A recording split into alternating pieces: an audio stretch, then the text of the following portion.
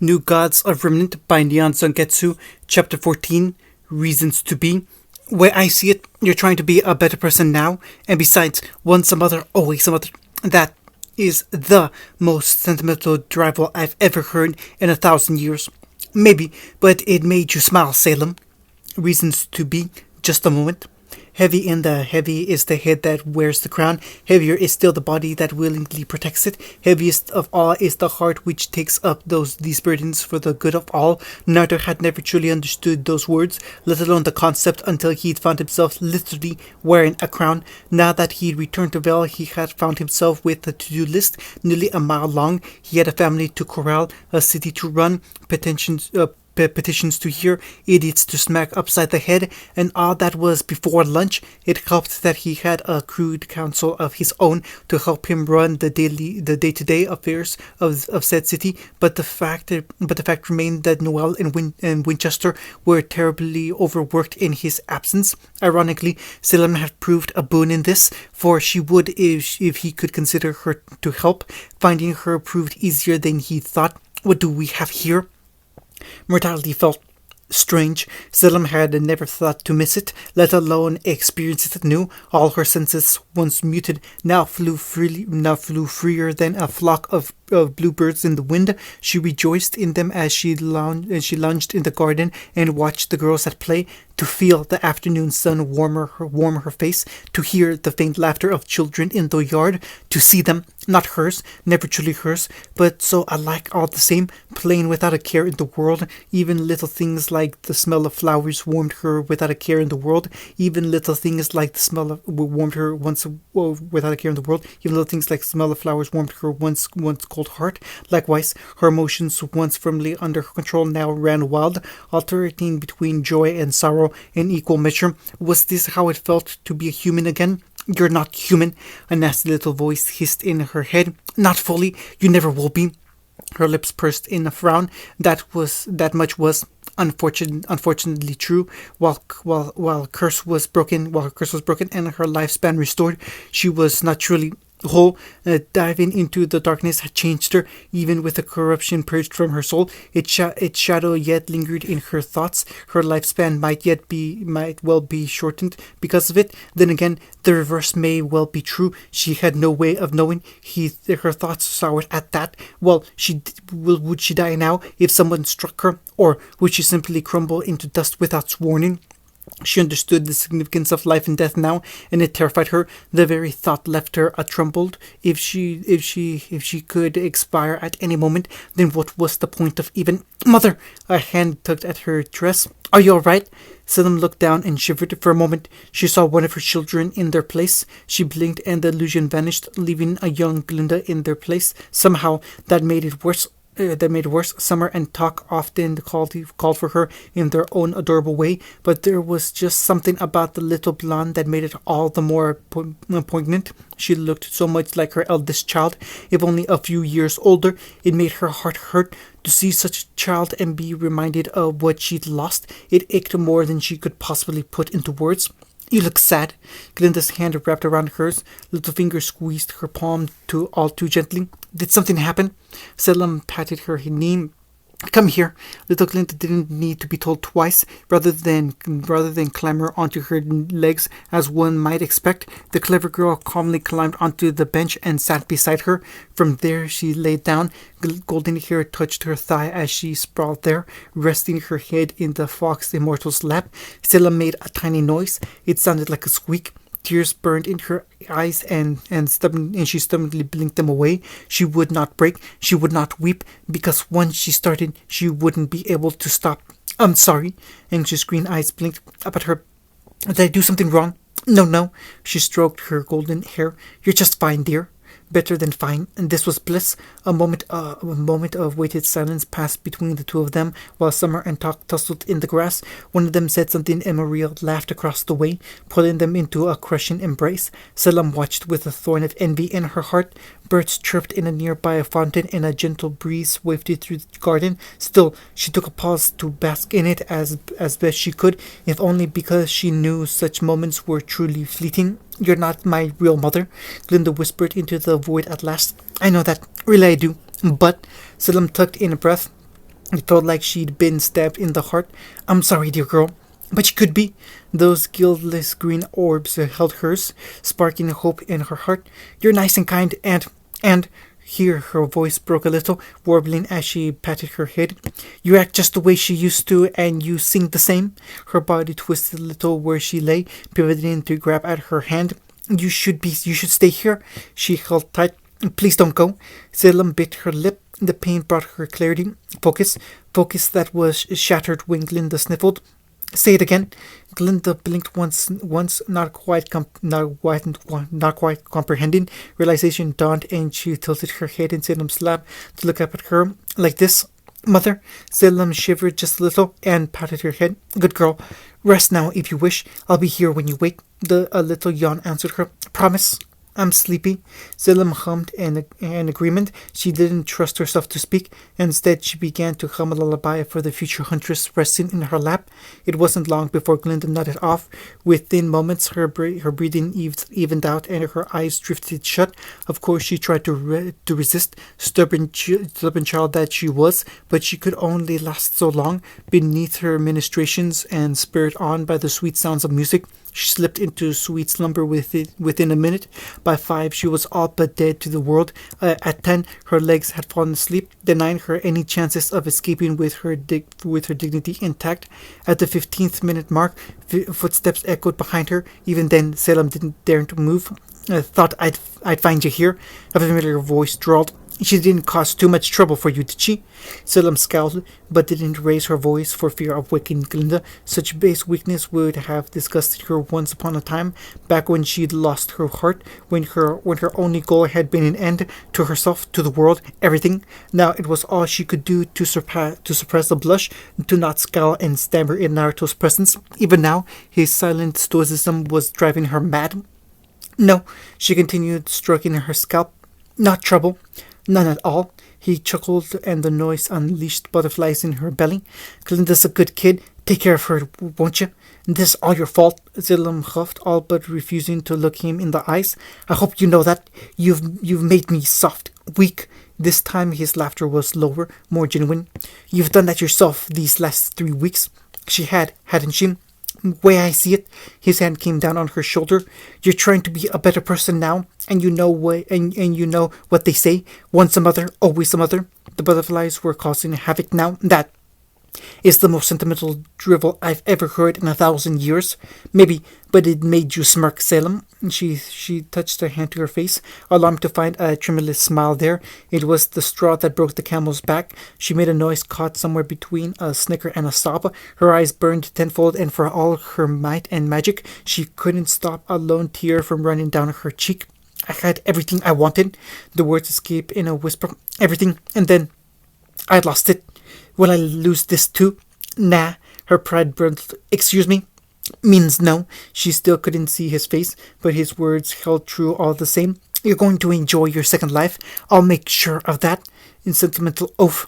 Here at last she turned to face him. Here at last she saw him in his eternity. He looked great with a crown, but for all that, he also looked tired, exhausted in a way he hadn't been before. Even after their bout, dark circles loomed beneath his fatigue. His fatigue was born of the mind, not the body, and even she could see its source. You're unwell. Bit of a cold. Naruto stifled a sniff, swaying a little on his feet as he did so. Might have been working too hard. So you say? Her eyes narrowed. Lower your head. Let me check your temperature. He did. Her palm touched his forehead and recoiled. You're burning up. I'm fine. He batted her hand away. I've got work to do. Just wanted to check in on you. You and Maria need not take this burden on alone. She spoke slowly, choosing her words with great care. I have some experience when it comes to ruling. She and Ozma had tried their hands at ruling for a time. They'd done that well. Before everything went south, my talents would not go remiss here. Perhaps her kingdom had faltered towards the end, but only due to infighting and disaster with Ozma. She'd not mentioned that to him. Her already fractured pride wouldn't be able to take such blow. I was hoping you'd say that. Apparently, it was the right thing to say because he sat beside her and laid his head on her shoulder. Because I'm thinking Glinda's got the right idea here. He'd flooded Salem's face. Fool! What do you think you're doing? Tired? I'm gonna take a nap. This is far too forward. You cannot simply. The faint sound of snorting reached Salem's ears, and ears a moment later. Right, apparently he was. A soft click reached her ears, her back stiffened, and she craned her neck to find the culprit. Maria lowered her scroll, wearing a smile sweet as sugar, and thrice as deadly. Salem squeaked. I can explain. I'm sure you can, by all means. Start talking. Sandy flew away in the wind, replaced by panic. That is to say, blast Naruto, she would have him take responsibility for this, one way or another, and yet for all the relief and panic she felt, she couldn't help but feel she was forgetting something. The Grim were lost, adrift without their queen, left directionless in the absence of their most holy liege. For centuries, Salem had tempered their aggression, guided it, harnessed it, but now they're devoid of her guidance, alone, abandoned. In the end, they did what any abandoned animal would. They lashed out. Previews. Letter for you, my lord. Naruto creaked an eye open where he lay. His brow shot into his hairline. A letter. Why not use a scroll? He tore it open in any case, not once considering his own safety. Why would he? Poison meant nothing to him these days. Hey! His eyes widened at the familiar scrawl within. It's from Kakashi. Hey, hello, Naruto. I hope this finds you well. I'm an Atlas, or running it, I suppose. Send help. I'm losing my mind. The ghost of a smile touched his mouth. Yeah, that sounds like him. Could Vale make an alliance with Atlas? Was that legal? Meh. I'll make it legal. Salem laughed softly. I'm sure you will. Maria groaned. Both of you. You look awful. Really? Naruto frowned. You still look like a scarecrow. A moment of silence passed between master and student, and then they both laughed. Great, Maria groaned.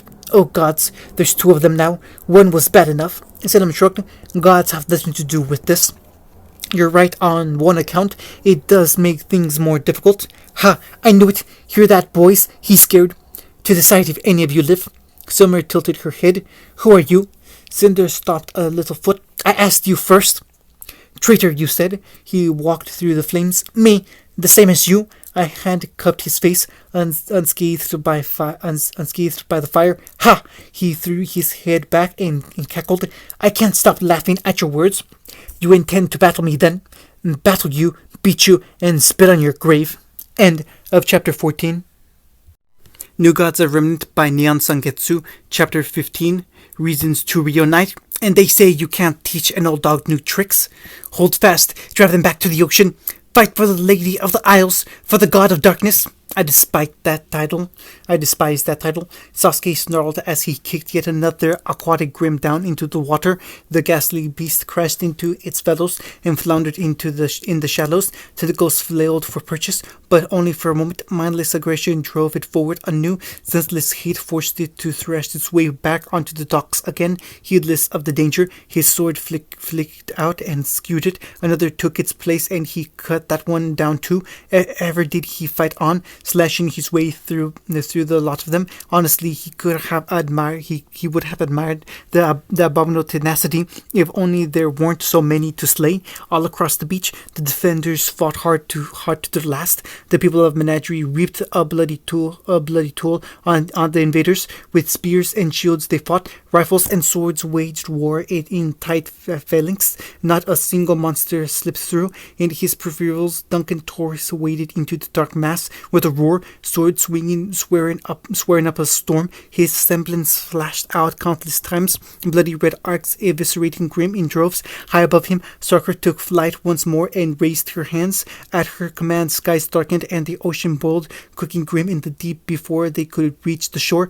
Hundreds died in an instant. Duncan granted her a grave nod and lopped the head off of two more Grim, as large as he was tall. Say what you would about maidens and shinobi, but the sword master was no less lethal for it. His offspring were going to be terrifying someday. Another creature of the deep reared up behind Sasuke, grasping with countless arms. His sword flicked out to skewer it. It dissolved harmlessly on his blade. Raw lightning flashed down to eviscerate her. to eviscerate yet more of its kin. Sparks sparked from body to body. A coruscating line of sparks chased it, leaving the smaller Grim to twitch and spasm in the drink. Not so their larger kin.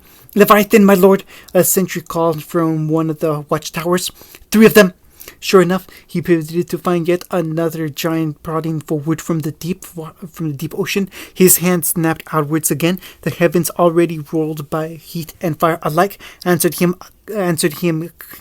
kind. And Kieran crashed down with sound and fury, annihilating one such behemoth with callous ease. 2 more remained. Blast, he'd need Susanoo for this. Thankfully, he had plenty of chakra remaining, as if he'd run out now. Bah, they weren't close to shore yet, but they'd need to be dealt with.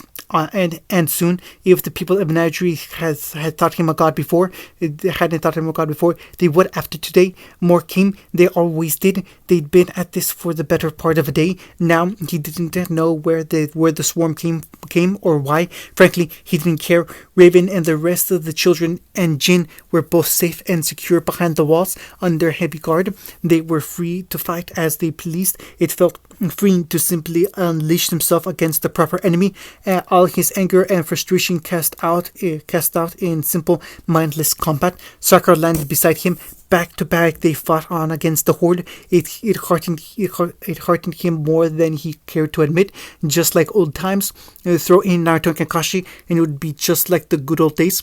So, she laughed, smacking away a Beowulf. I guess now's not a good time to propose. Sasuke nearly choked on his tongue. Did you just say, and why not? Blazing green eyes glazed at him as they fought. Unless you have a problem with me. Wait, laughter bubbled out of him. Low and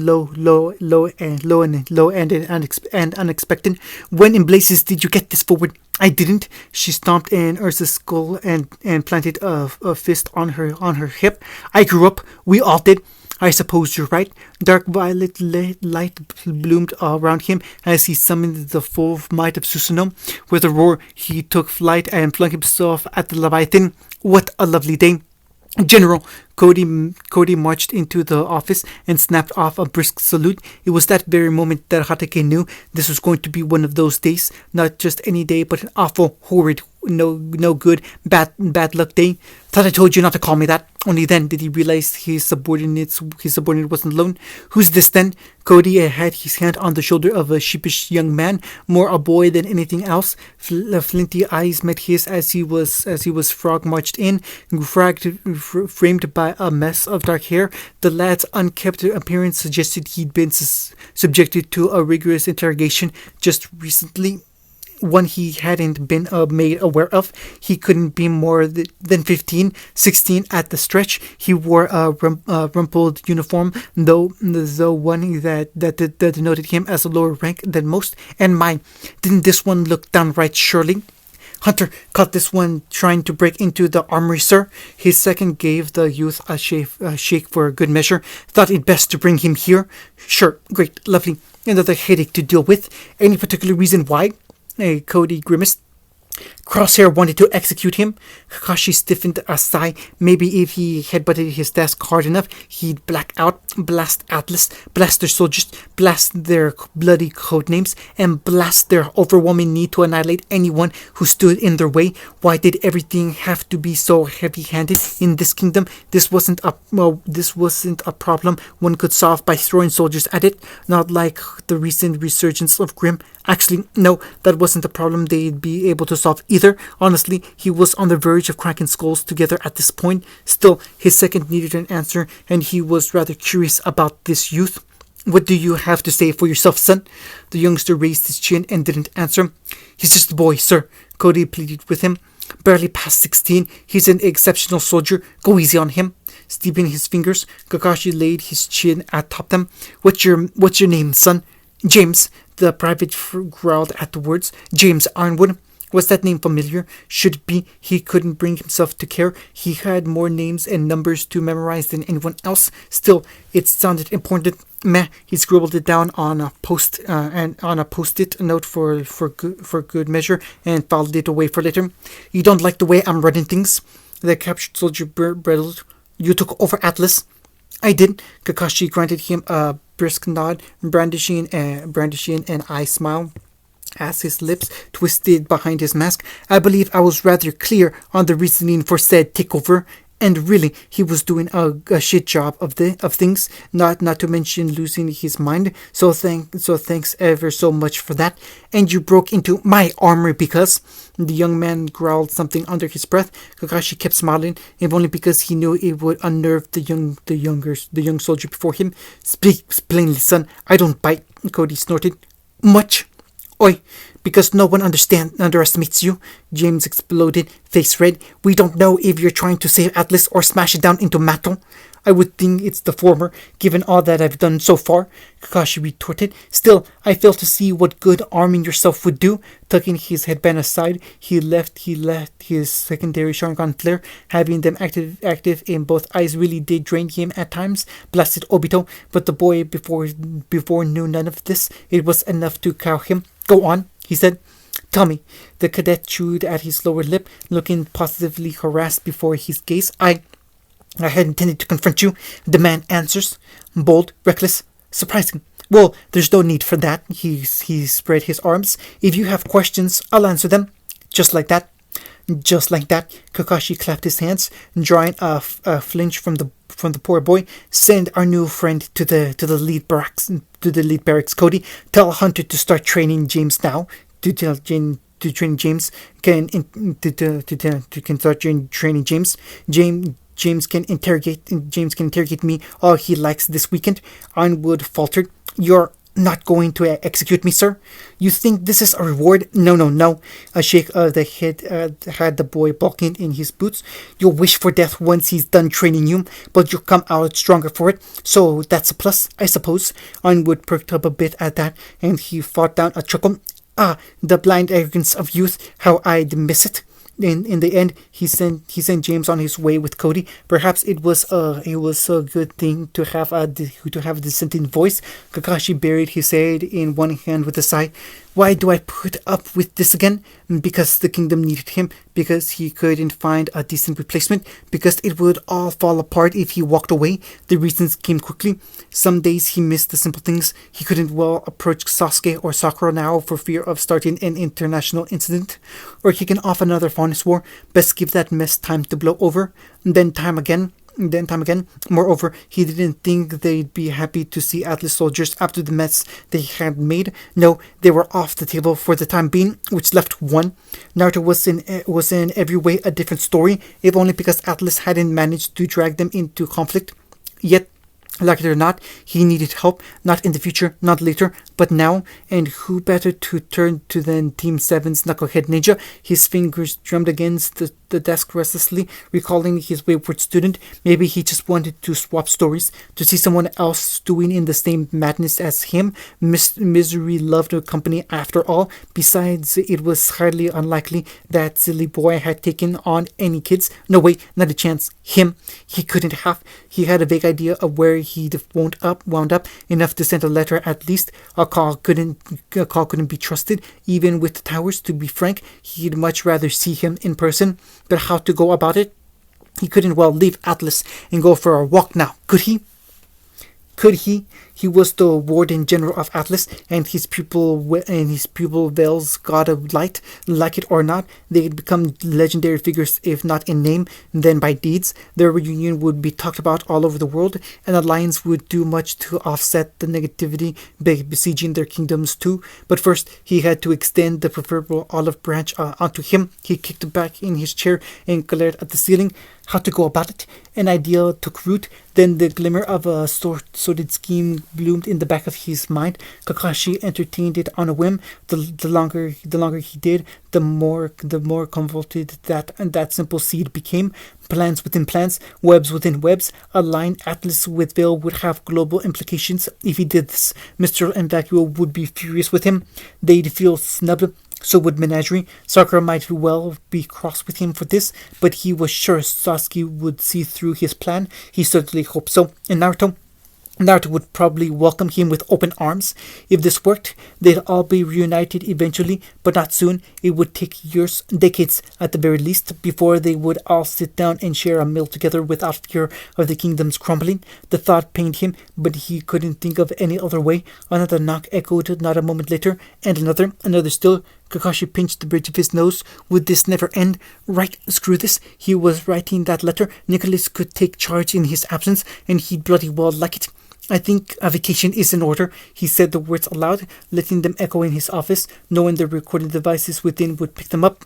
Don't you? Yes, the girls would appreciate a chance to get out of Atlas. Well, Willow would. He wasn't sure about Little Cinder. She generally seemed to like the politics and intrigue of Atlas. That was a little worrying, but if it made her half the schemer he was, he'd be a proud papa. And he was thinking of her as his daughter again. If Jiraiya were still alive, he'd be laughing himself hoarse. Within 5 minutes, he had a rough draft drawn up. By 10, the letter was deemed satisfactory. It took another 5 to properly apply a chakra embedded seal to the parchment, then contained the true message and a gift. Indeed, the tattered bait, not his best work, still never had been, but it would suffice for now. All right, all that's left is, humming softly to himself, the trickster tugged down his mask and bit his thumb hard enough to draw blood, pressing it into the edge of the desk. A web of dark ink bloomed, followed by smoke. Pakan, my boy, I've got a job for you. We've taken the city, Your Excellency. Ozma sat up upon his throne. He would save the world, no matter the cost, no matter how long it took, months, years, decades even. He would not be fooled by this. He would be prepared. Good. He sighed a world-weary sigh. See to the rest. I have plans to make. A door crashed into the wall. Letter for you, my lord. It's important. Naruto creaked an eye open with a low groan. There is a saying passed down through time immemorial. Don't shoot the messenger. Do not act as if the bearer of bad news is to blame for said news. But right now, he was honestly contemplating it. He'd been having such a lovely nap on the couch too. He'd been quite warm at that, tucked between Maria and Salem, thankfully still clothed, while Summer and the girls slept soundly in their room across the hall. Slow days were rare in Vale, peaceful ones few and rare between, and someone had just disturbed theirs. Maria groaned into his shoulder as only a mother could. The world better be ending, or someone's life will end. Selim raised her head with a sibilant hiss. Lovely eyes flickered red in anger.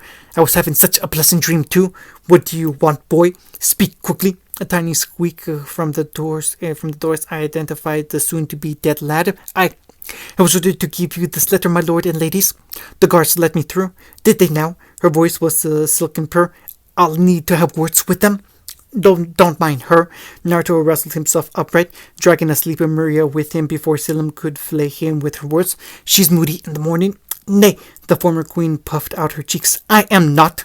Naruto quirked a brow, to which she batted his arm but didn't deny him further, just as well, because his attention had fixed firmly on their messenger. It was just a kid, probably one of the runners in the palace. He recognized him by the twins' emblem sewn in the hem of his white tunic and golden trousers. Bright blue eyes blinked back at him, framed by a timid smile, a tanned face, and a mop of unruly blonde hair. He looked a little older than Summer, but only just.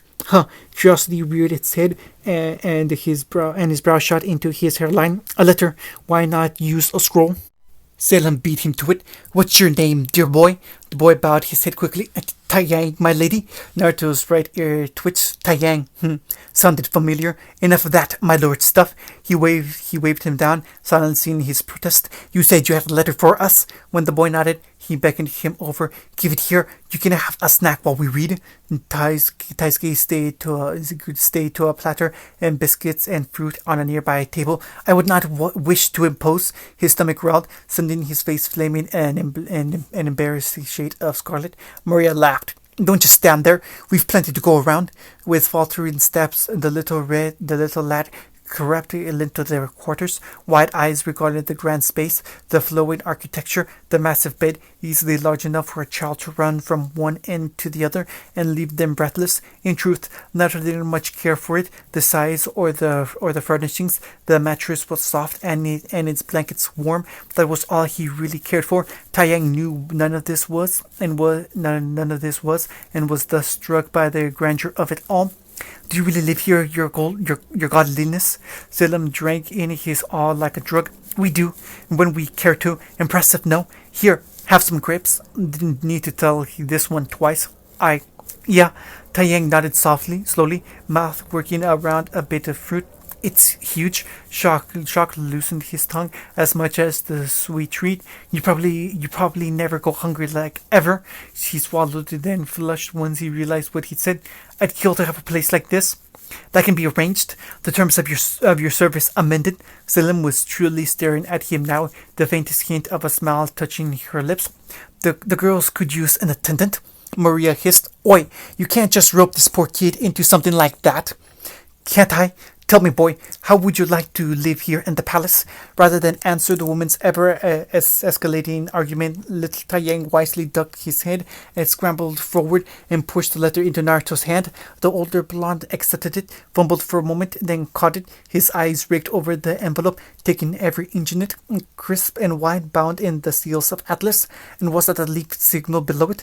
Naruto held it up to the sunlight, considering it, feeling his throat close. Who gave you this? The boy fidgeted. A dog. He said you'd know the reason why. His eyes narrowed. You're telling me this dog spoke? Taeyang nodded. Had a headband too, like yours. A frown. And where is this dog now? He left. The boy fidgeted. Trying to smoke. He did. Naruto's heart skipped 3 whole beats. He knew of only one man who dealt in talking to hounds. Kakashi. Could it be? He wanted to know. No, he needed to know. His fingers trembled, itching to tear it open and devour whatever message lay within. One so light in his hands, the parcel felt heavy, weighed down with expectation. Kurama jabbed him. Don't get your hopes up. Stay calm. Calm. How could he possibly be calm? He was the furthest thing from calm. Right, that settled it. Kido deserved a reward for this. He pressed 2 fingers to his lips and whistled. Girls! Across the hall, a door slammed open and a streak of white light burst through. Not a moment later, she stood before him, long white cloak trailing in the breeze of her entrance. Taeyang yelped and stumbled back, terribly startled in her sudden presence. He'd be even more startled once Glinda and Talk woke up. They liked their sleep. But the little silver-eyed girl was looking up at him, swaying from side to side in excitement. No doubt she thought he'd called her for more training. Yes, Daddy. This is your new friend, Taeyang. He swept an arm at the baffled boy. He'll be staying with us from now on. Why don't you go introduce him to your sisters? Silver eyes snapped to Tai. He waved at her, utterly perplexed by her abrupt arrival, and cheery grin. Hello. Hello to you too. She clapped his hands, grinning from ear to ear. Wanna fight in the yard? Huh? Do you wanna spar? He balked at her agap. I couldn't possibly. Of course you can. It's all in the wrist. Come on, I'll introduce you to Glinda and Tuck. They're great. Taeyang let himself be led away with a dopey grin as she babbled on. Poor boy, he didn't know what he was getting into. Well, Maria prodded him as they scrambled away. Aren't you going to open the letter? Yes, please do. Selim tried to snatch it out of his hand. If you won't, I will. Naruto did so at once, not once considering his own safety. Why would he? Poison meant nothing to him these days. Maria was huntress. Selim, she had magic for days. Good luck putting her down. A finger twitched towards the seal binding the letter within. Huh, it really was a letter, and now that he looked at it over long. Hey, his eyes widened at the familiar scroll within. It's from Kakashi. Salem wrinkled her nose. What's a Kakashi? My teacher, or mentor, I guess. He scratched the back of his head, recalling a fond memory. I never really did tell you about him, did I? Maria huffed. Go on, read the letter. He did. Hello, Naruto. I hope this finds you well. I'm in Atlas, or running it, I suppose. One of the two, not really sure these days. The ghost of a smile touched his mouth as his throat closed. Yeah, that sounds like him. In any case, I asked the Pakan to give this message to whoever he deemed trustworthy. If you're reading this, well, there's a lot I'd like to say to you, but I haven't the time to pen it all down in this letter. Grim attacks all over the world, madness in menagerie. I'll get to that a bit later.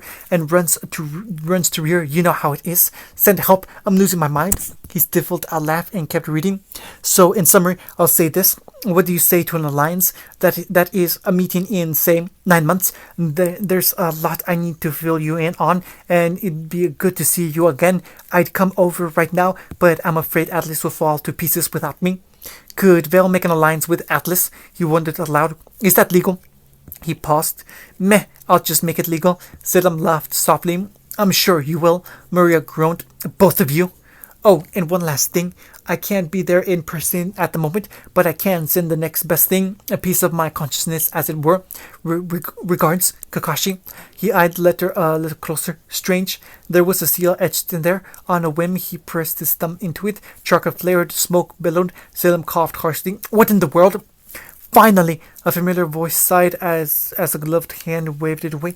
Do you have any idea how long I was in there? Weeks, I tell you. A familiar shadow clone stared back at him, masked face and all. It wasn't the real Kakashi, not really, but it was a damn sight and better than a letter. The shadow clones were a copy of whoever created them, personality and all. They were just less solid than the original. Didn't make him any less happy to see his old sensei though. Yo! Kakashi waved, blinked, saw Salem and Maria, noted their hands on his pupil. Seems you've been busy, Naruto. Salem clicked her tongue in mild admonishment. This is your teacher? I don't see it. He looks weak. Oh ho! His mentor granted her a bemused look. Then Maria, and whoever might the two of you be? Out of your league. Maria crossed both arms before her bosom. Well, I'm sensing a story here. Naruto rose from the couch, stiffened a hiccup mixed with a laugh. That was it. After all this time, that was all he had to say. He was acting as if they'd only been apart for a few minutes. Cheeky prick. Of course he'd be blaze about this. He didn't know any other way to be. He didn't know whether he wanted to hug him or thrash him. Kakashi saw him coming and tutted. You look awful. Really? Naruto frowned back. You still look like a scarecrow. A moment of silence passed between master and student, and then, come here, you lanky bastard. They both laughed, clapping one another on the back in a bruising embrace. Great, Maria groaned. Oh gods, there's two of them now. One was bad enough. Selim settled with a satisfied smile. Dear girl, the gods have nothing to do with this. Previews. Nani, you have kids too? How many? Well, technically 4. And 2 wives? It's complicated. Haven't really married them yet, so seems I underestimated you, Naruto. Happy birthday, Summer. Someone's got a crush. Summer sputtered. No, I do not. Really, boys were icky, even if Tai was kind of nice and treacherous thoughts. No, his fist slammed down. We're not going to war with anyone. Out of the question.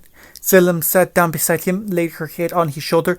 I request a child. Naruto spat out his ramen and fell out his chair. No fair, Maria cried. Summer grinned. Yes. Oi! Atlas arrived with no small amount of fanfare. Battleships aside, they'd certainly brought no small amount of men, Selim tuttered. And they call me arrogant. Welcome to the world, Sarada. Let there be war. Let there be madness. Let there be blood. Our God shall reign. The children stared one another down. Summer tilted her head. Who are you? Cinder stomped a little foot. I asked you first. Honestly, both of you. Behave. Willow took Cinder aside while Glinda talked and Tai did the same to Summer. End of chapter 15.